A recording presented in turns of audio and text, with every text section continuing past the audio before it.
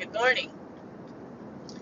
I wanted to discuss the importance of ground manners and groundwork and foundational work for horses of all different disciplines, horses of all different sports, all different jobs.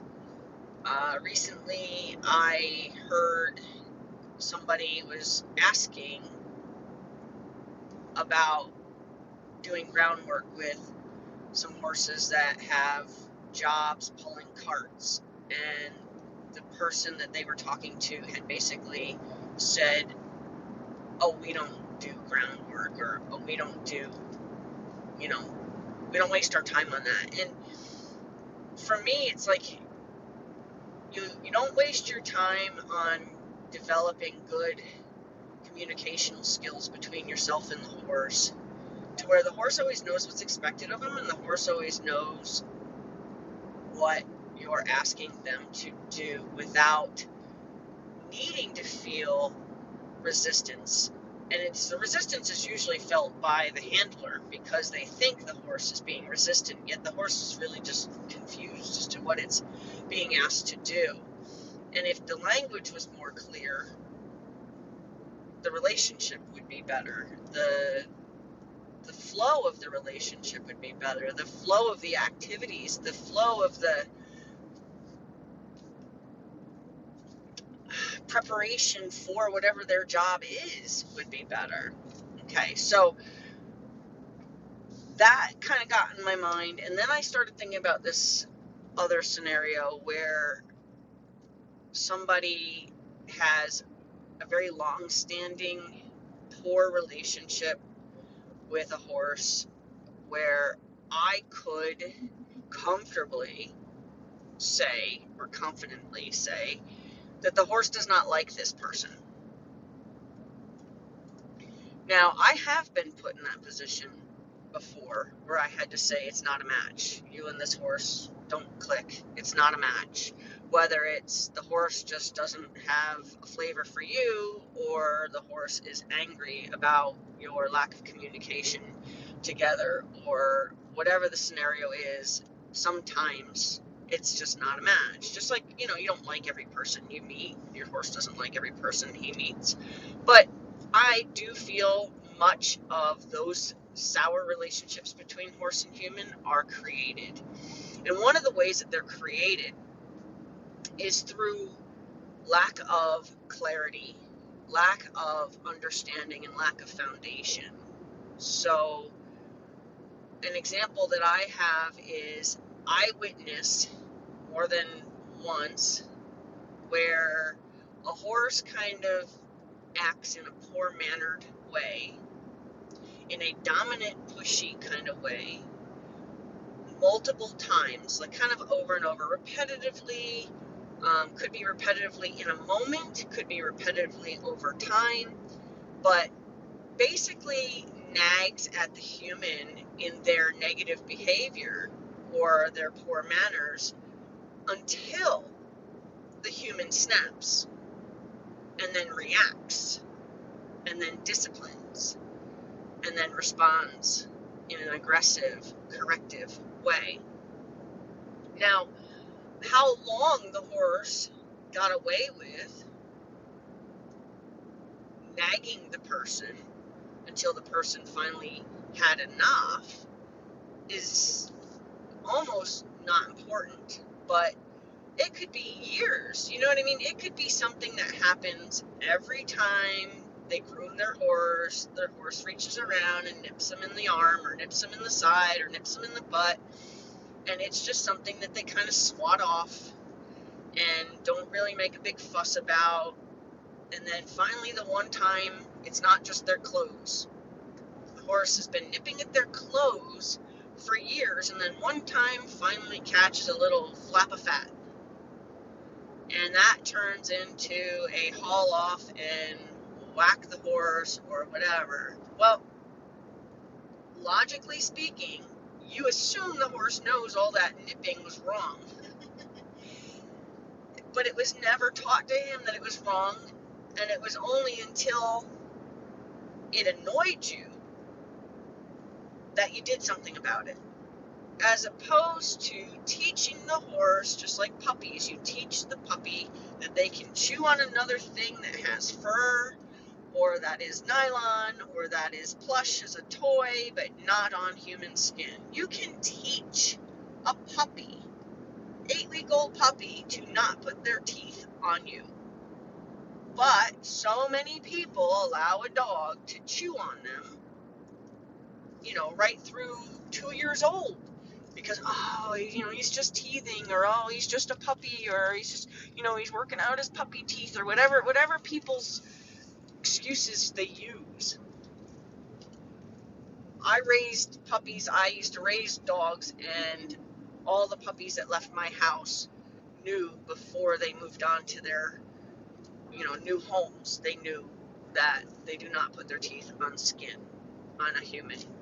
It's not, it's a education that was provided to them because they were Rottweilers. It mattered to me that they never believed that they should bite a human, even in play. So I kind of got off track there, but it's still the same subject of, if you want good manners, you need to teach, you need to educate good manners. It is something that you don't just deal with it until it irritates you, then you correct it and think that that's your level of education. That's not education. That's creating animosity between you and a horse. That's creating resentment. Horses, I always say, don't really hold grudges, but they do resent, and sometimes even like a nipping problem can turn into an exchange. It can actually become a game. If you ever watch horses, nipping each other in the cheek or in the neck or playing halter tag, that's all a game. And it's a game of dominance. It's a game of he who moves his feet first loses. Horses will play that with humans too, especially if humans are willing to engage in it. If they nip you and you step out of the way, or you swat at them and miss, it's a game. Imagine them just kind of marking one for them. I want so bad to get into these environments where people don't think it's important, where watching abuse that's unnecessary is going to be a thing of the past. Like to see a horse yanked on with a chain across his nose because he cannot effectively walk from his stall to his turnout because he doesn't have the education to do that. He was never properly taught his job. It's really that simple. Teaching a horse their job. I recently worked with somebody via Messenger about teaching a young horse who was becoming dangerous. She's just a foal. She's just a weanling, and or maybe she's a yearling now, but she's becoming dangerous because she's animated. She's a flying kite. She's bouncing around. She doesn't know that that's not what she should be doing. She doesn't know that she should be controlling herself. She doesn't know a proper position. She doesn't know the consequences for her lack of proper position. She was never shown. She knows now, okay, and the person sought the information to help guide both of them in that education. However, there are plenty of young horses that are bouncing around, are dangerous, are rearing up, and it's usually once they start rearing up. I've gotten a lot of young horses sent to me when they were young, like 10 months old, because he started rearing up and he's scaring everybody, or she started rearing up and she's starting to scare me. And it's, and that particular person I mentioned also contacted me as a result of, now she's starting to stand up in front of me and it's making me nervous, kind of thing. So if somebody's not seeking the guidance to educate that horse to understand that is not what we're going to do, that horse becomes the horse that needs the chain over his nose. That horse becomes the horse that has a human experiencing an anxiety attack before reaching the stall door with a halter in their hand, knowing that they're going to have a very extreme emotional and physical experience walking that horse from the stall to the turnout. There are plenty of people, and I would love it if you, as somebody who has had that experience, wants to chime in here and say, yeah, I've had horses that I've had to work with, or, like barn managers, I've had horses in my care that I actually would have to psych myself up to walk them from the stall to the turnout because they were just so out of control.